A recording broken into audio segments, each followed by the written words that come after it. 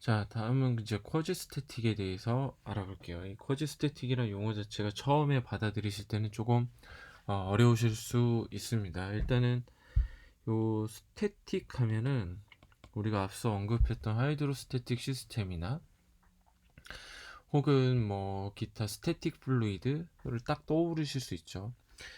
이거는 말 그대로 뭐 움직이지 않는 상태죠. 얘가 0인 상태. 그래서 우리가 이제 앞서서 이퀄리브리엄에 대해서 공부하고 배우면서 직결되는 개념이에요. 이퀄리브리엄은 우리가 그 세 가지 조건이 만족시켜야 된다고 했죠. 미케니컬 이퀄리브리엄, 서머 이퀄리브리엄, 케미컬 이퀄리브리엄. 그래서 이 각각의 세 가지가 이제 만족하면은 우리가 이퀄리브리엄이다. 서머 다이나믹, 서모 다이나믹 이퀄리브리엄이다 이렇게 배웠고, 첫 번째 이제 미케니컬 이퀄리브리엄은 프레셔 혹은 기타 포스 혹은 포텐셜 그레디언트가 없는 거죠. 그러니까 우리는 이제 요거를 뭐 이렇게 많이 썼어요. 이게 0. 그러니까 어떤 오브젝티브 혹은 시스템에 유효한 어떤 포스가 가해지지 않는 상태죠. 이게 미케니컬 이퀄리브리엄이고, 서머 이퀄리브리엄은 이제 온도의 구배가 있어서 열이 왔다 갔다 해야 되는데 온도의 구배가 없는 상태. 그 다이아 서밍 올로 있을 때는 이제 열이 온도 구배에 의해서 왔다 갔다 할 수 있는데 온도 구배가 없는 상태거나 혹은 에디아베틱인 상황. 그러니까 이제 템퍼레처의 디퍼런스가 없는 거죠. 여기 있는 것처럼. 앞서 미케니컬 이퀄리브리엄도 이제 그 밸런스드 포스 혹은 토크 요거 얘기하는 거예요. 방금 얘기한. 케미컬 이퀄리브리엄은 케미컬 리액션이 이제 파생되지 않아서 뭐 새로운 화합물이 나오거나 혹은 리에전트인 A와 B가 뭐 소모돼서 사라지거나 이런 일이 없는 거죠. 혹은 확산 같은 것도 여기에 해당이 된다고 그랬어요. 그러니까 이 어떠한 그 동인이 될 수 있는 포스로 작용할 수 있는 요 세 가지 드라이빙 포스가 아무것도 이제 없는 거니까 모션이 없고 당연히 워크도 없다. 이제 이퀄리브리엄이고 이게 사실상 이제 여기에서 커즈 스태틱에서 얘기하는 스태틱이라고 합니다. 근데 지금 여기 앞에 이제 쿼지가 붙었죠. 쿼지는 유사 뭐 국문으로는 이렇게 번역을 하는데 이게 착각이나 혼란을 일으킬 수 있는데 이거는 스태틱은 스태틱인데 완전한 스태틱은 아니란 뜻이에요. 근데 대신에 스태틱에 거의 가깝다. 그래서 그냥 스태틱으로 봐도 무방하다 이럴 정도를 뜻하는 겁니다. 쿼지, 뭐 쿼자이 뭐다란 뜻은.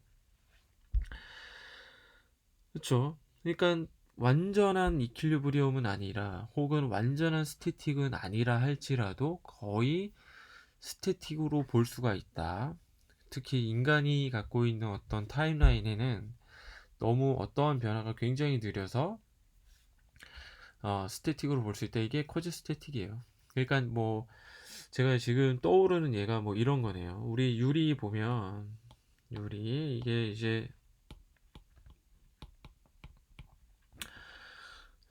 실리카로 구성이 되어 있거든요. 이게 이제 SiO2라고 해서 SiO 막 이게 아모포스로 막 아모포스 페이지로 막 그 분포되어 있는 거거든요. 아톰이나 혹은 몰레큘들이 이 안에 글래스에서. 근데 우리가 갖고 있는 타임라인, 이 앰비언트 상에서 우리가 갖고 있는 타임라인으로 보면은 얘는 움직이지 않죠. 움직이지 않아요. 그렇죠? 여러분 생애 주기 동안 뭐 글래스의 모양이 크게 바뀌는 거를 느끼실 수 있습니까? 여기에 마찬가지로 이제 그래비테이션이 주어지는 상황이지만 거의 안 변하고 있다는 거예요. 근데 실제로 아토믹 스케일에서 보면 이게 매우 느리게 움직이고는 있습니다.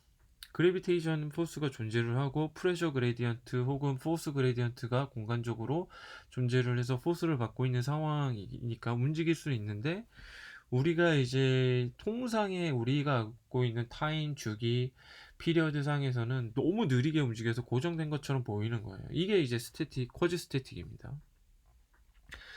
근데 만약에 이제 프레셔나 템퍼레처 그레디언트가 생기게 된다면 어떻게 될까? 이거를 이제 finite unbalanced force라고 하는데 보시는 것처럼 unbalanced, balanced에서 unbalanced, unbalanced에서 unbalanced로 오게 되면은 어떤 이펙티브한 포스가 작용을 해서 어떤 모션이 파생이 되더라. 그러니까 스태틱은 우리가 이렇게 배웠는데 당연한 얘기지만, 그리고 이제 뭐 터뷸런스나 엑셀레이션이나 뭐 넌 유니폼한 템퍼러처 디스트리뷰션이 생기게 돼서 어떤 서멀, 그러니까 시스템과 다이아서밍 원로 이제 나눠져 있는 시스템과 서라운딩 같은 경우에는 열교환이 있을 수도 있다는 거. 그 다음에 이제 갑작스러운, 여기 나온 워딩 그대로 이제 보면은 갑작스러운 포스나 템퍼러처가 케미컬 리액션이나 뭐 케미컬 컨스티튜언트의 모션을 유발할 수 있다, 뭐 이런 내용도 써 있네요. 네, 왜냐면 얘네들이 엔탈피나 엔트로피의 변화를 유발할 수도 있기 때문에. 그래서 사실은 그게 이제 변화하는 시스템이다, 변한다, 그러니까 스태틱이 아니라는 거죠. 근데 변하는 시스템조차도 우리가 커지 스태틱을 가정을 해서 보려는 시도가 많이 되고, 여러분들이 지금 학부생 수준에서 배우는 매크로스코픽한 서머다이나믹 코디네이트 안에서는 대부분 이렇게 커지 스태틱 시스템을 가정을 해서 변하는 시스템도 해석을 합니다. 그리고 그 이유는 매우 간단한데, 상태 방정식을 이용해서 연력학적인 매크로스코픽한 서머다이나믹 코디네이트 안에서 일어나는 현상을, 연력학적 현상을 해석하기 위함이에요. 매우 간단하게.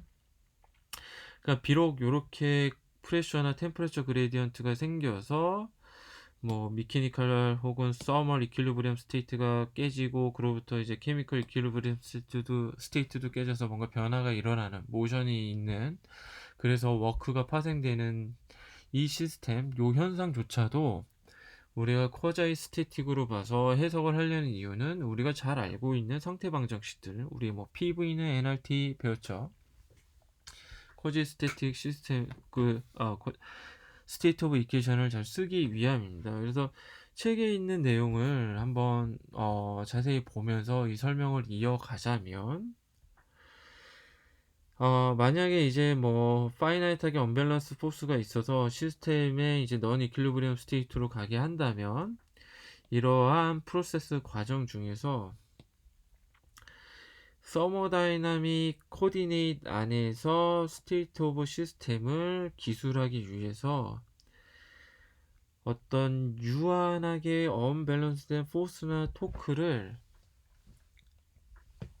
굳이 이용할 필요는 없다는 뜻인데, 이거는 우리가 갖고 있는 직관인 스테이트 오브 이퀘이션을 잘 쓰기 위한 의미예요. 그리고 이거를 쓸 수 있는 가정이 뭐냐면, 매우 아이디어한 시츄에이션에는 익스터널 포스가 만약에 시스템에 가해진다면 그 반대가 될 수도 있지만, 매우 조금, 매우 조금, 그리고 포스 자체도 매우 조금만 작용을 해서 어떠한 뭐 디스플레이스먼트 자체가 매우 인피니트하게 슬로우하게 변하고, 매우 조금 디스플레이스먼트가 매우 조금 변한다면 우리가 이거를 쿼지 스태틱으로 가정을 해서, 마치 아까 제가 유리를 통해서 설명을 드렸던 것처럼 매우 조금 변한다고 하면은 그 사이에 뭐 어떠한 다이나믹한 뭔가 변화가 없이 그냥 이니셜 스테이트와 파이널 스테이트에 아주 약간만 변했으니까 그 둘 사이의 차이만 스태틱한 과정에서의 이니셜, 스태틱한 파이널 스테이트 둘 차이만 스테이트 오브 이케이션으로 기술할 수 있다라는 뜻입니다. 기술할 수 있다는 뜻이에요. 그러니까 포스도 너무 작게 주어지고, 그로부터 어떤 프로세스의 변화, 그게 뭐 프레셔든, 그러니까 미케니컬한 거든 서멀한 거든, 그로부터 파생이 되는 케미컬한 변화가 매우 느리고 적을 때, 그래서 실제로 이제 이런 커자의 스태틱 프로세스 과정 중에서 시스템은 모든 과정 중에서 매우 거의 이퀄리브리엄 스테이트에 가깝게 우리가 볼 수 있다는 거죠.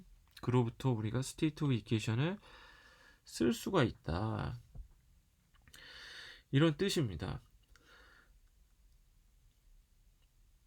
매우 작게만 변하면, 그러니까 우리가 이게 어떻게 보면은 디퍼런셜 매크로스코픽 파라미터, 그러니까 예를 들어서 dp, dv, dt가 있을 때 이거를 데리베티브로 데리베티브로 우리가 상태가 어떻게 변하는지를 유도하는 거에 기본 전제가 되기도 하는 거예요. 실제로 기본 전제가 되기도 하는 겁니다. 이거는 어떻게 보면은 책에서 그 가정을 하는 게 커즈 스태틱 프로세스 쓰는 거는 이렇게 우리가 상태 방정식을 이용을 해서 우리로 하여금 보다 직관적으로 매크로스코픽한 서머다이나믹 코디네이트에서 일어나는 서머다이나믹 현상을 해석하기 위함이기도 한데, 책에서 추가로 드는 저스티피케이션 레셔널리는 뭐냐면, 어떤 프릭션에 대한 복잡한 거 없이 이 현상을 보다 직관적으로 해석을 할 수 있게, 우리로부터 해석을 할 수 있게 해준다고 이렇게 써 있어요. 이게 조금 직관적으로 안 받아들이실 수도 있는데, 제가 추가 설명을 하면, 예를 들어서 이제 뒤에 보긴 할 건데, 자, 요렇게 있고, 우리 스태틱 플루이드에서 뭐 요런 통 안에 이거 피스톤이라고 해도 될 것 같아요. 그리고 이 안에는 스태틱 플루이드로 가득한데, 아이디얼 가스라고 칩시다. 스태틱 플루이드니까 어디 위치에 상관없이 P는 다 동일하다, 그죠? 아무튼 요 상황에서, 자, 유체가 어떠한 프레셔 그레디언트든 포텐셜 그레디언트에 의해서 팽창을 한다고 칩시다. 그래서 델타 V가 변해요. 그러니까 어떤 동인이 있으니까 부피가 변하겠죠. 근데 이 가스는 여러분들 보시는 것처럼 여기 컨테이너에 담겨져 있고, 컨테이너를 조금 더 자세히 보면은 어떨까요? 여기서는 가스 분자가 팽창을 하면, 가스 분자는, 자, 여기가 컨테이너라고 치고, 컨테이너의 엣지예요. 컨테이너 엣지라고 하고, 이 안에는 가스가 있을 거고, 가스가 팽창을 할 거예요. 근데 어떤 물질이나 사실 맞닿고 있는 면을 통해서는 마찰을 느낍니다. 그러니까 반대 방향으로 향하는 어떤 힘이 있는 거죠. 이거를 책에 따라서 로스라고 표현을 하기도 합니다. 왜냐면 내가 이쪽으로 포스를 주는데 반대 방향으로 작용하는 힘이니까. 그래서 사실은 이 모션을 설명하는 관계식을 이제 모멘텀 밸런스 식을 통해서 기술할 수가 있는데, 모멘텀 밸런스 식은 뒤에 제가 한 번 더 언급을 할 거예요. 여기 이 힘이 있을 수 있고, 이 프랙션이 있을 수 있고, 이거의 합인 넷 포스가 이런 기체 팽창을 유발할 거지 않습니까? 근데 예를 들어서 너무 빠르게, 그러니까 이제 윗방향으로 운동하고자 하는 포스가 프릭션 로스보다 너무 빠르게 되면, 보통 이런 책에서 표현하는 터뷸런스 모션 같은 게 생깁니다. 그러니까 앞으로 내가 이렇게 포스는 주는데, 끌어당기는 힘 대비해서 너무 갑작스럽게 포스를 딱 주게 되면 마찰이 상대적으로 크게 작용을 해서 이렇게 돌거든요. 이게 그러면은 상당히 큰 마찰에 인해서 운동 에너지를 잃어버리는 거예요. 잃어버리는 겁니다. 갑자기 포스를 크게 주면. 근데 내가 주고자 하는 포스를 매우 천천히 줘서 마찰하고 이 프릭션하고 비등하다면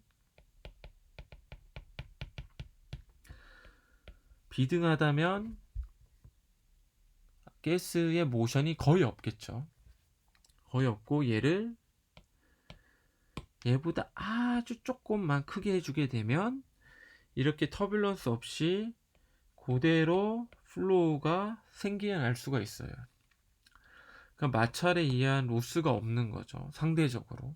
그러니까 매우 느리게, 책에서 표현하는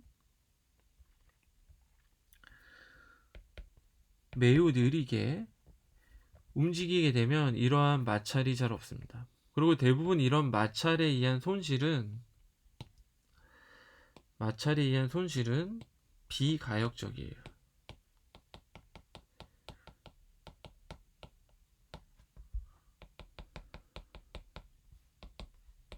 그러니까 이거를 스태틱이라고 보기가 정말 어렵습니다. 그러한 표현이고, 이거는 정확하게는 어떻게 보면은 유체역학적인 지식도 조금은 필요한데 지금 요런 수준에서 얘기를 할게요. 그래서 이거를 한마디로 얘기하면은 프릭션은 발산하는 에너지 손실이에요. 발산해서 나간다. 에너지 또는 워크이고, 이거는 엔트로픽 디스페이션하고 연결이 되어 있습니다. 그래서 우리 엔트로피에 대해서 초반에 얘기를 하면서 비가역적으로 열이 발사해서 나가는 열의 손실이라고 얘기를 했어요. 그래서 얘네들이 있을 경우에는 엔트로피의 발산이 되고, 이거는 비가역적이다, 가역적이지 않다, 이렇게 얘기를 했습니다. 대신 방금 설명을 드린 것처럼 매우 느리고 작게 변화하면 쿼지스태틱한 리버서블한 변화 유도가 가능하고, 이건 다시 얘기해서 미케니컬 케미컬 이퀄리브리엄 상태에서 변화 유도가 가능함을 의미합니다. 제가 하나 빼먹었는데 여기에 서멀도 추가를 해야겠네요. 요 내용은 요 제가 노테이션을 달아놓은 것처럼 8장의 엔트로피까지 배워야지 보다 더 깊게 이해를 하실 수는 있어요. 근데 여기 상황에서는 여기까지만 언급을 하고 넘어가도록 하겠습니다.